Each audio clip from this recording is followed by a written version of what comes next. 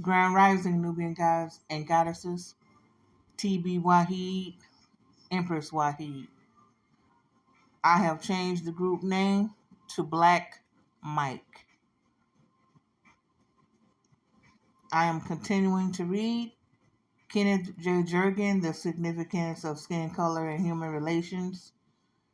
Um, I don't own the music that you may hear in the background. It is just playing on the smart TV. Vivo is the station that is on. And I'm just sitting in the living room just this morning and chilling, trying to get some of my reading done, you know. Um I left off. I'm organic. I'm not trying to be perfect or anything like that. It is what it is. It's just like I try to have reading and conversation and information, just like as if you're here with me.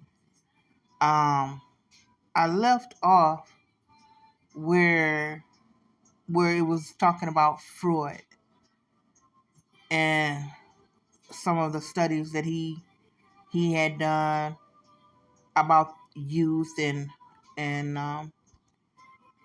people with and people talking about skin color, skin color, particular skin color, and future choices of friends, colleagues, compatriots, on and on and on. So now we're going to get into some more research with some more people that are going to come up. And I am reading this just exactly like the author wrote it. I am taking nothing from it and adding nothing to it. Um, this is just one of those books that you. It is a learning book. It is a research book. So it's not just for entertainment. And I appreciate everybody that have been following along. And it is a blessing that you can understand what is being talked about, because most people, they'll start listening and they'll stop because they can't follow along with the language, because the language is a lot of the language and studies come from 1960, what is it, 1967.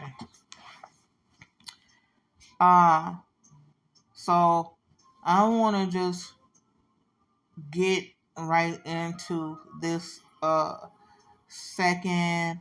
It's the second section of this chapter, of of the significance of skin color and human relations. I've covered a lot of them so far in this book. um so let's do it. So research on perception leads to similar conclusions. Perceptual tendencies to group objects in the physical world according to their geographical proximity and similarity have long been noted. More recently, Fritz Heider has developed a number of postulates connecting these perceptual tendencies to people's feelings toward one another. He has theorized that people will feel more comfortable if similarity is accompanied by mutuality in feeling. People who perceive themselves to be similar to each other tend to feel the same about each other, in as much as positive feelings are less burdensome to most people than negative ones. Similarity is said to breed mutual attraction. We can all perhaps attest to the inclination to feel friendly toward one of our kind. Now, sometimes when I stop at a paragraph, I will add something to that. So I myself can understand what that paragraph is saying personally as well. It's like when you walk into a room and I've had this experience many times, and I'm quite sure some of you may have had it too, where you walk into a room and you're the only African American there. And then you might look around and you might see, well, one time I went to a meeting and I was the only black person there. And then I looked around and I saw this Mexican girl. She looked at me, I looked at her. So it kind of it's kind of like some type of ice was was broken. You know, you know. So that's the way I understand that, and that is that mutuality. Uh, feeling friendly, like it says to it, one of your kind or somebody close to your kind. Support for Heider's notions rests, however, not only on common observations, but on a voluminous set of research findings. In study after study, it has been shown that people who are similar to each other, be it in terms of attitudes, interests, values, personality, or social characteristics, feel more positively toward each other than those who are dissimilar. And that can be true. That can be true. I'm just saying the way I'm taking it. I'm just talking here. That can be true for when you see people who gather around in cliques or something. Sometimes cliques can be good, cliques can be bad as far as I'm concerned, but we tend to gravitate and navigate towards people who we share vested interests with. You know what I mean? And not to be, funny to anyone, but it's who you feel comfortable around. Um, While there may be alternative ways of explaining such findings, the implications of this line of investigations seem quite clear for the present purposes. Attraction may be a normal outgrowth within groups that resemble each other in physical characteristics such as skin color. The color line may mark the termination of such tendencies. If persons within a particular color grouping perceive that members of another group tend to be cohesive or internally unified, they may also feel potentially threatened. In this case, the stage is set for the outgrowth of active hostility. Let me read that again. While there may be alternative ways of explaining such findings, the implications of this line of investigation seem quite clear for the present purposes. Attraction may be a normal outgrowth within groups that resemble each other in physical characteristics such as skin color. The color line may mark the termination of such tendencies. If persons within a particular color grouping perceive that members of another group tend to be cohesive or internally unified, they may also feel potentially threatened. In this case, the stage is set for the outgrowth of active hostility.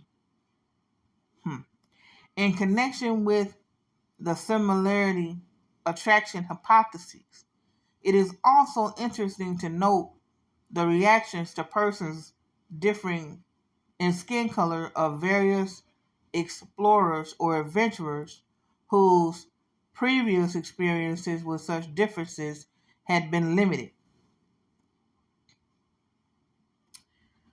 In describing his travels with Magellan, Francisco Pigafetta likens the black people of Brazil to enemies of hell. Let's find out why he's saying that.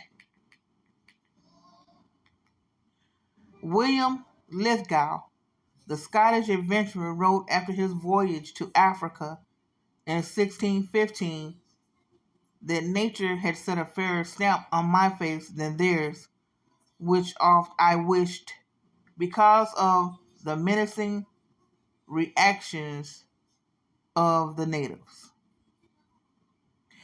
He wished had been his he said the during his voyage to Africa in 1615.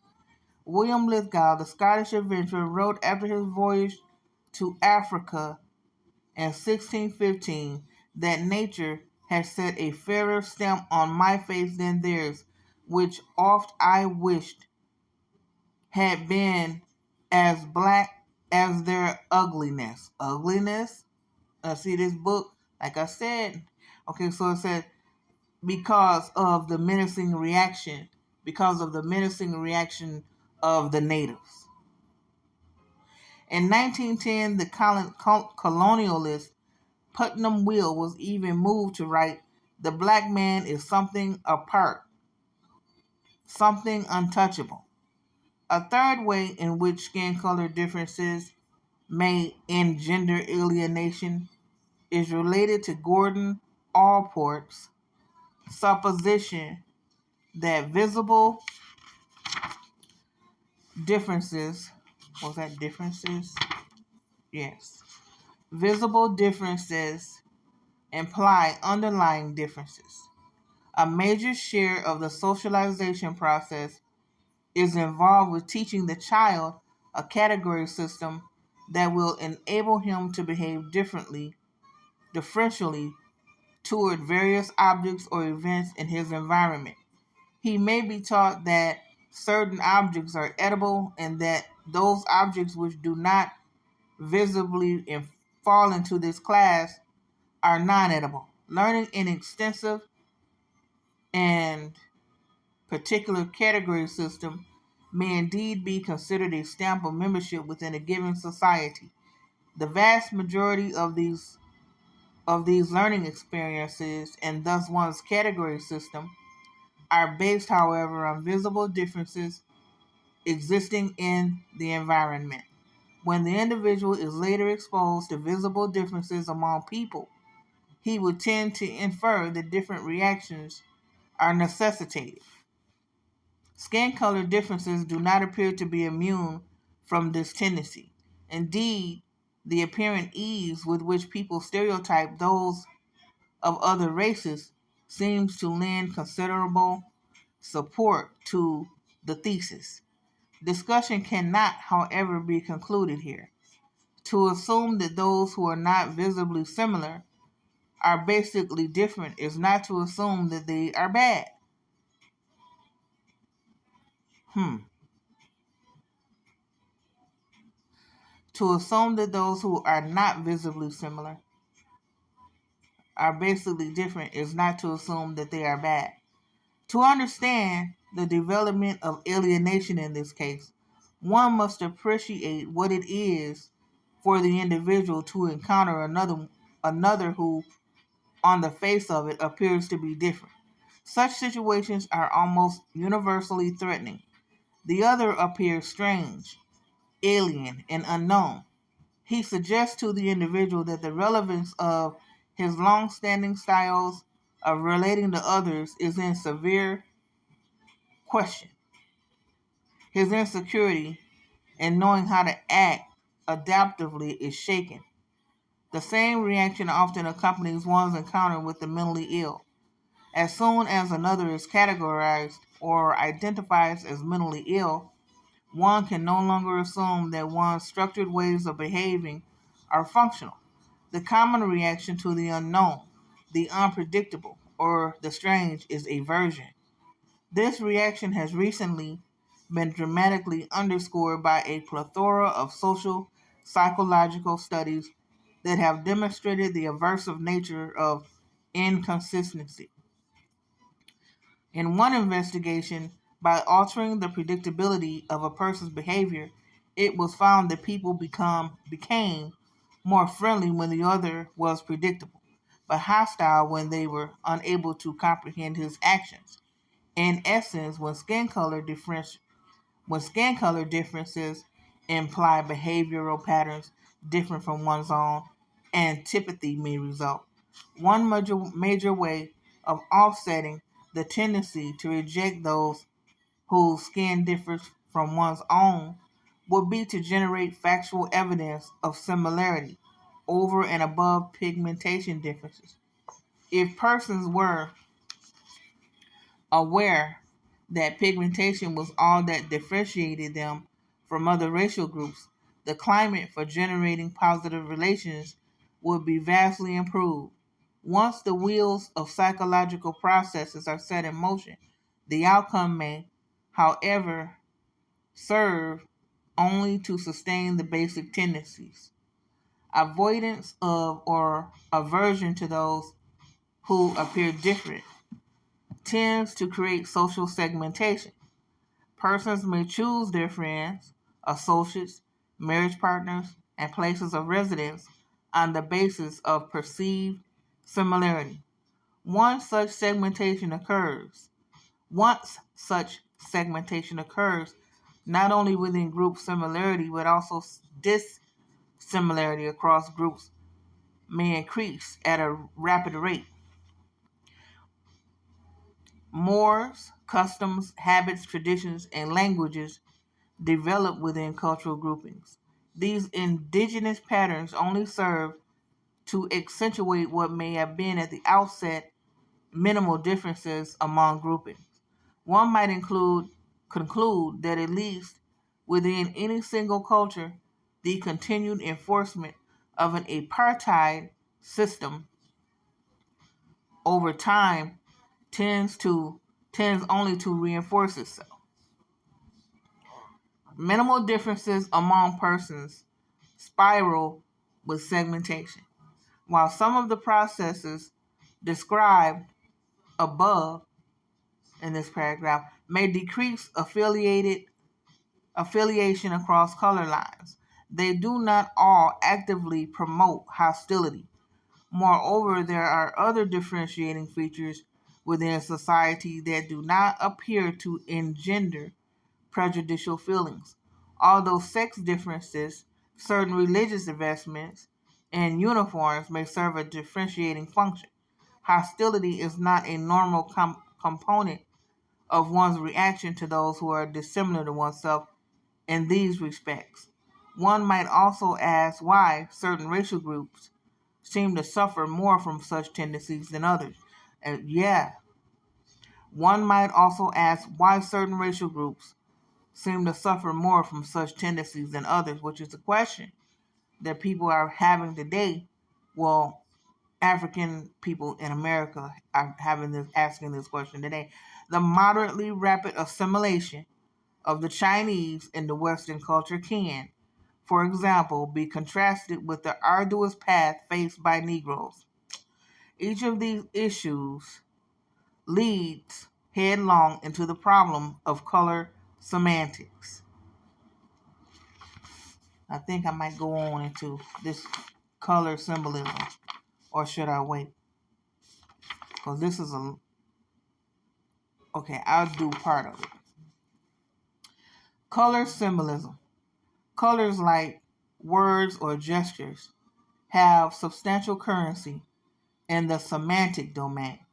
While words are most often used denotatively, for example, to refer to specific objects or events in the real world, color is more often used to communicate on a connotative level.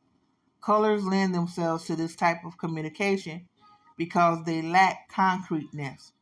Color, like dimensions of shape and size, is perceived as a characteristic of an object rather than as the object itself. Thus, while seldom denoting objective content, colors have the capacity to elicit directly certain types of feelings or emotions. Artists have long used this assumption to advantage. Within recent times, interior designers, advertisers, architects, human engineers, and fashion designers have systematically begun to investigate the impact of color in communication. So I'm gonna be kind of expeditious in getting back into uh, finishing this section, and it's gonna start talking about how do colors come to have this semantic value, and what feelings do various colors communicate? So I'm gonna get to reading on that part of it and see what is gonna be found out. Excuse me.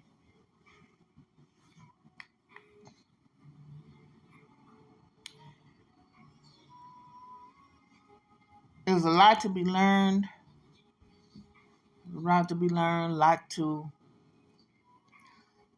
to discover about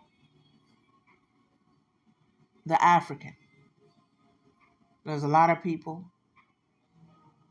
trying to get away from Africa. You cannot get away from Mother Africa.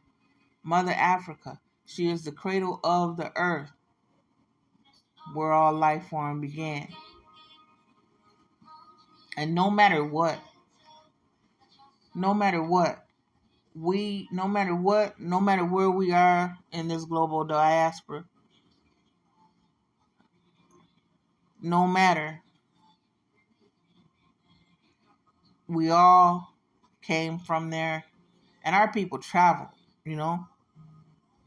I've been trying to find that article where uh it showed where our people had the alligators, and they used the alligators to navigate the boat.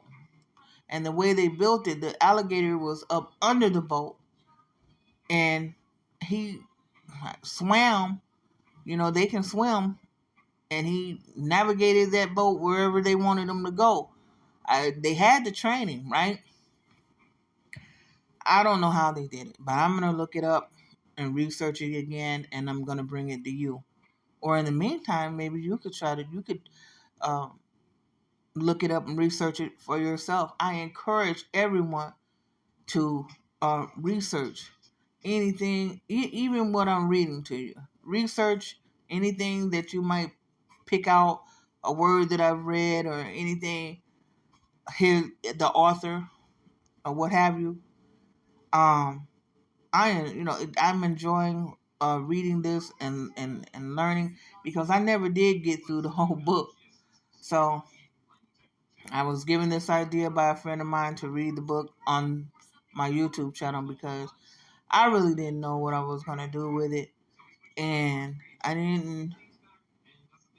just, I really thank you for joining me as well. All those that have. And there are more things to come. Um, I know life makes you, you're so busy. You have, I just, I try to dedicate the time to it. And now with my summer off, I'll be able to probably dedicate a little bit more time to it. But there's a lot of things coming up, and I hope that you stay with me. I never say this, but you can please like, share, and if you're new, subscribe. I would glad to have you. And I want to say that I wish everyone peace, love, and light, and to be careful as you go about in your life here, because there's things happening that we have to be aware of as a people, and that is no joke.